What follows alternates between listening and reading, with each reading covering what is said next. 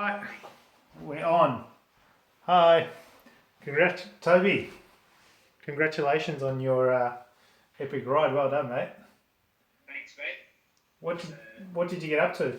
What did you just do? What did you just do? What am I congratulating you about? I set a new world record doing a thing called everesting. Basically, you ride up and down the same hill until you got the elevation of Mount Everest. Sounds pretty simple. Pretty simple. So what's that? How many? So what was your vert? You just so you did. How much vert did you complete? It was 8,848 meters, and on the hill that I did it on, that was basically 53 and a half repeats of upper Terrys Avenue here in Belgrave. Upper Terrys Ave. Yeah. That's pretty steep, isn't it? Yeah, it goes up to about 20% for a section that's probably about 150 to 200 meters. And yeah, it's a bit varied. It's actually almost flat section at the start of it, or near the start. But yeah, it's quite varied. But good hill. I love it. Yeah, you love it because it's steep.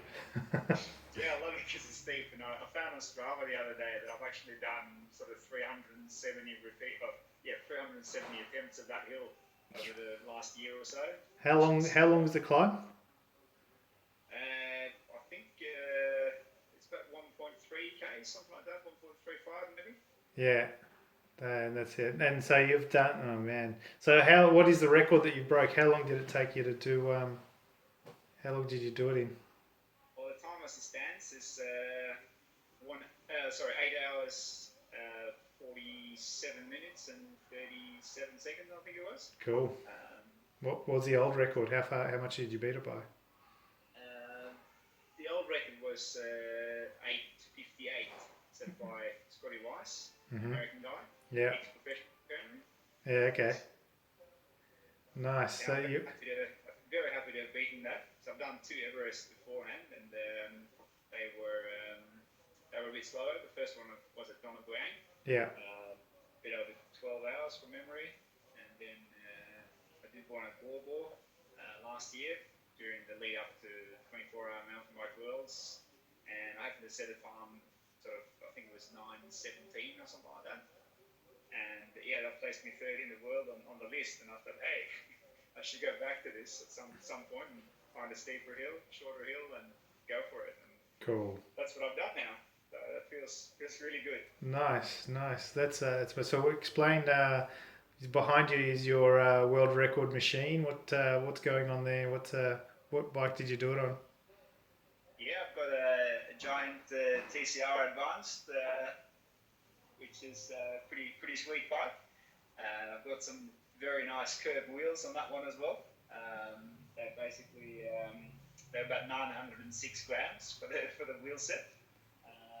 So that's pretty awesome. So yeah, just a quick note from our point of view, as one of the Tobias did talk to us about trying to do a record, and this was our attempt in helping him along as best we could. So a set of 25mm tubbies set on some lovely tune hubs, weighing in at 900 grams. It doesn't get much lighter and better than that. Yeah, how'd you find the wheels? I mean, obviously it's a pretty important part of the bike when you're climbing not close to 9,000 vertical meters. Yeah, no, they're really amazing. I mean, this bike comes with some fairly good wheels, I would say. Standard giant wheels, so 1,330 grams or something like that, which is a very respectable weight. But these ones, when you put them on, you drop 400 grams of rotational weight. It's just it's amazing. It's like the bike rides itself almost, I'd say. And braking performance and all that is fantastic as well. Oh, good. Doing this Everest on this particular hill, you go in excess of 100 k's an hour in pretty much every descent. And, wow. By the time you're braking at the bottom there, you're probably doing about 70 k's an hour, and you've got to do a U-turn on the road there. So there's a bit of braking to be done there, and there was never any doubt with the braking performance on those wheels. And yeah, awesome. Great all-round wheels, I'd say. So run us through the attempt. What was it? What was the plan? What did you what was the plan for Saturday? It was Saturday morning that you did the whole thing, wasn't it? Yeah, it was Saturday morning. I've got an operation coming up this Friday, so I sort of had to do it before that. And yeah, I left it to this weekend, and Sunday was going to rain. Saturday was going to be 36 degrees, so I thought, could be a bit tricky. But the plan was to get up around 3 and sort of start riding just before 4. Yeah. As it was, I woke up at 1 in the morning and couldn't sleep anymore. So at 1:30, I thought, let's get out of bed, get cracking. And I was really glad I did, because by the time I finished just before 11 o'clock, it was already, I don't know, 23 degrees or something like that. Oh, wow. And doing such a steep hill, 23 degrees is kind of hard. It's really, really warm. Because, yeah, well, you get no cooling basically doing 20% incline. You're not going very fast, and you put out a lot of watts, so it generates a lot of heat. So, yeah, it was perfect during night. I think I had about 14 degrees there for the dark hours. The temperature is sort of fine there, but for that hill, I would have preferred it being sort of 8 or 9 degrees, I reckon. Yeah, wow. Close to perfection there. Yeah.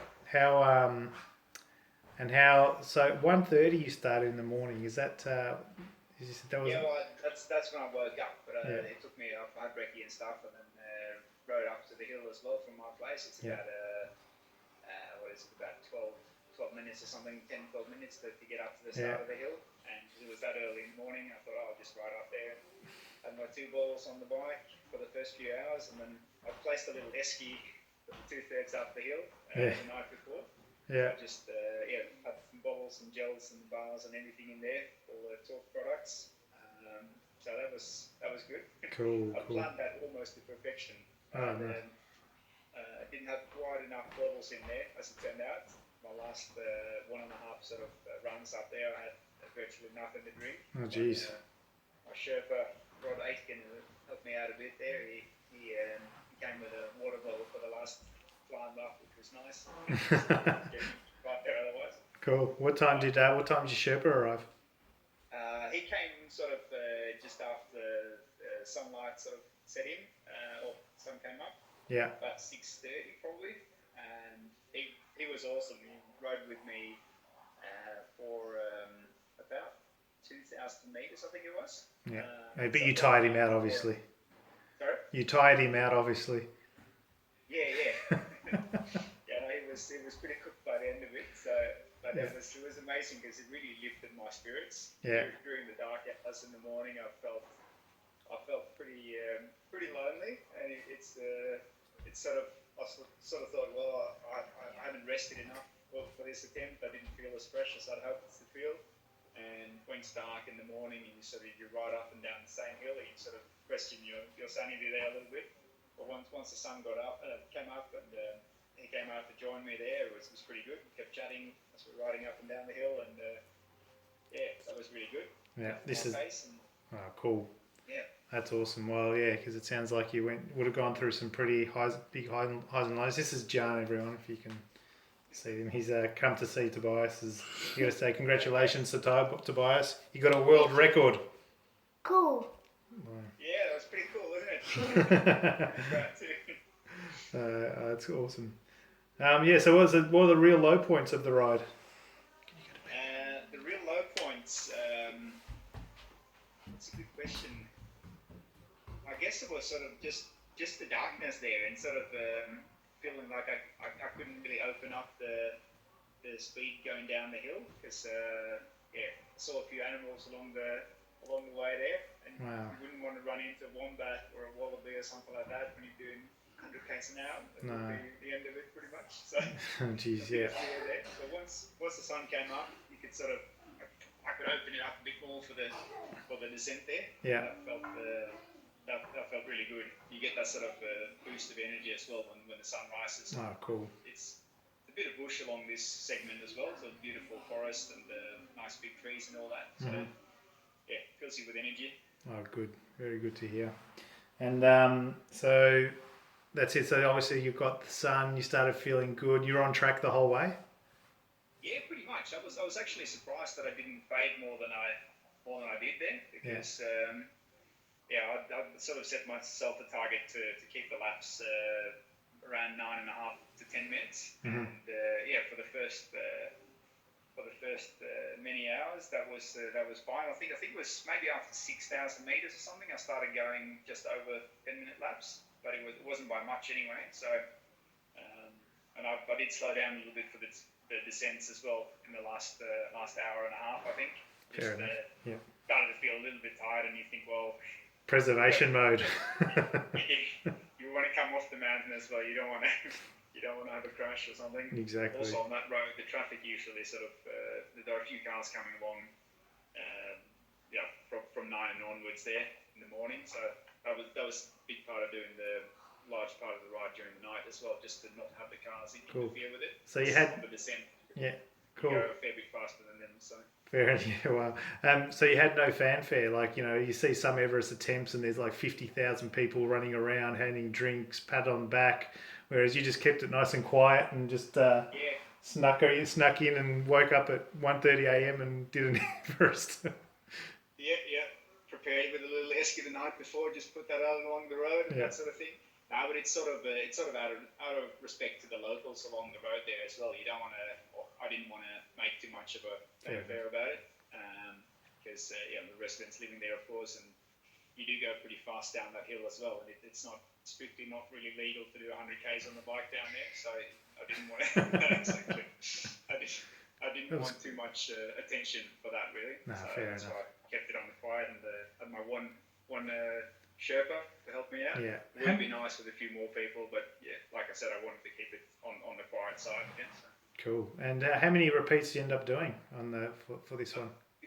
53 and a half, and I'm trying to confirm the actual altitude difference of the hill there, because I've got wildly differing measurements on different days. So when you say when you say wild, is it like 200 meters difference in vert? No. I've got measurements from around 166 to about 175. Yeah, and when you do that's a big difference. Plus repeats, that turns into quite a difference. So indeed. Last time I attempted this hill for everesting, I did 45 repeats, but then I felt pretty bad that day, and that ended up being an average of 173.8 on that day. And I've done several other days as well where it's been around 174 for the segment, according to the Garmin. But this time it was about 166. And, geez, you got robbed 8 meters a lap. That's a lot. Yeah, because it basically varies between 51 repeats to about 53 and a half, like I did now. Then. Yeah. So if you crop it at 51, if it's now 174, then the time would be 823, something like that instead, which is. But who's counting, Tobias? Who's counting? I don't know. Got a guy with a very, very accurate barometric device that we're going to go out there on Wednesday and check it out. Cool. But from my experience, it seems to vary from day to day. Like the weather conditions can actually sort of give you more or less meters there. Yeah, cool. I figured 166, which the 53 and a half laps was, that's a cautious sort of estimate of it. Yeah. So I'm very confident I haven't done under the 88.48 anyway. So. Exactly, that's right. And you're already ahead, so just how far ahead you can get there. So. Yeah, that's right. So cool. That's why when I started this attempt, because you sort of, I know the hill pretty well. So normally, if you do 10 repeats, normally I'd get a bit more than 1,000 meters out of that. But this time it was slightly less than 1,000 for the first 6 repeats, and I thought that's not right. It's under reading. But then I think the second lot of 6 laps there, I got a little bit more than 1,000 again, and then it got down. So I don't know. I had the feeling it was under reading a little bit, but my times for the same elevation compared to the last time I did 45 repeats there was a bit slower, but in hindsight, looking at the actual lap times, I was a fair bit faster this time than a few months ago there. Well, Toby, you're an absolute freak. There's a bloody amazing effort to get that done. That was, why do you do this? Why? What's the benefit of doing this? Why? Surely, is this just for the pain and suffering, or is it you're doing it for something else? What's next? I don't know. It's sort of the appeal of doing something. I don't know. It's just you just want to challenge yourself basically, and there is a set of rules here, and there are other people doing it, and it's once you've done it once, you sort of want to see if you can do it better, and then yeah, like I said with the other hills, Donegal and then Bor, they're really big mountains, and I kind of prefer that aspect of doing everesting. Like it feels like you're really conquering something. Like Donegal, it's only sort of 8.5 climbs there, and then you're done. Yeah. So it's a big monumental climb every time. I really like that aspect. And Bor was awesome as well because it's a steep and long climb, so you're sort of suffering for a big chunk of time. Yeah. But this one, I mean, if you want to do a really fast Everest, you've got to have the steepness. I think this segment is about 14% on average. Mm-hmm. So for me, I think if I could find a hill that's even steeper, that'd be better. Oh, but wow. then again, the descent has to be sort of reasonable as well, because a lot of the time is won or lost there as well. Cool. So you've got to have a fast and sort of safe descent as well. You don't want to kill yourself. Exactly. You don't want to have too many sharp corners. You have to brake for and that sort of thing. So yeah, no, very cool. It's an art finding the right segment as well. I'm just really lucky to live in Belgrave where we have this awesome hill. These close hills, that's cool. And so you reckon this? Is that you're planning on something else? And where's next? Is there another Everesting, or is this training for something else? Oh, well, it looks like we lost him. Cool. All right. Just we lost you for a second, but we've got you back on. So yeah, is there other than breaking records, which is pretty awesome in itself? Is there any other reason why you're doing these Everesting things? Yeah, I've got another sort of utterly mad desire, and that's to become a 24-hour mountain bike world champ. I tried last year in New Zealand, and there's this guy called Jason English. He's an absolute machine. He's won 7 world titles in a row. So it's kind of madness trying to take on him, really. But yeah, anyone's beatable on any day, so any given day. And I gave it a good crack last time, and I had sort of huffing and puffing a little bit up until about 11 and a half hours into the race. Mm. Then I crashed off the bridge there and had some difficulties, lost a bit of time there and stuff, but ended up with a 3rd place, which I was very happy with in hindsight. Amazing, yeah. But I'm going back to Italy this year, and that's the 24-hour mountain bike world champs this year, so I'm going to try and give that a crack again. There's a Canadian guy as well, professional, Corey Wallace, who's also very, very good at those sort of events. So those are the 2 main guys, and I'm certain there'll be other guys popping up there as well. That'll be very, very strong competition. Nice. But that's the next big goal. Cool. That's very exciting. So you find that Everesting helps a bit with with 24-hour racing. Yeah, you sort of learn how to suffer, and that's sort of why I thought it would be good to start this one in the darkness as well, because it's a good feeling mentally to sort of do that suffering throughout the dark, and then come into the sunlight, sort of fill yourself with energy for those. In a 24-hour mountain bike race, you want to fill yourself with energy for the last 6 hours there of the race up until dawn, and also Cool. up until midday again. Yeah. So Nice work, man. Well, again, that's where it matters. Yeah. That's when it was. all finishes off, man. Well, just from myself and Curve, amazing bloody effort. Like, lots of people around. It all heard rumours that you were going to do it, and just everyone knew that you were going to complete it, and so everyone had a sneaking suspicion that you were actually going to smash it, which you did. So well done, mate. Like, virtual high five, whatever it does. But amazing effort. So I'll leave you be to your family, man. But I lost your sound there. Sorry, what was that? Yeah. I would just say it's awesome riding with top equipment as well. So I really thank you Cool. guys for lending me those wheels for the attempt here. Just feels like it gives that little bit of an extra edge. And I want to also thank Bike Matters, a pretty cool bike shop down in Torquay, to help me out. Yeah, cool. Giant bicycles and course curve cycling and torque energy and control the tires, and there's lots of people behind these sort of things, and hard to do it a lot. All those weight weenie tune bits that you've got on there. Yeah. So, sorry? All those weight weenie tune bits that you've got on there. So. Yeah, absolutely. Tune. I can't forget them. I've got a lot of tune bits. Light is the new black. I love their products. Those hubs are amazing. I've got the quick releases. I've got a tune seat and so as well. So cool. It's pretty good stuff. Once again, thank you, mate. Well done. We'll see you at Worlds when we, will we be crowning you world champion? That would be amazing. So.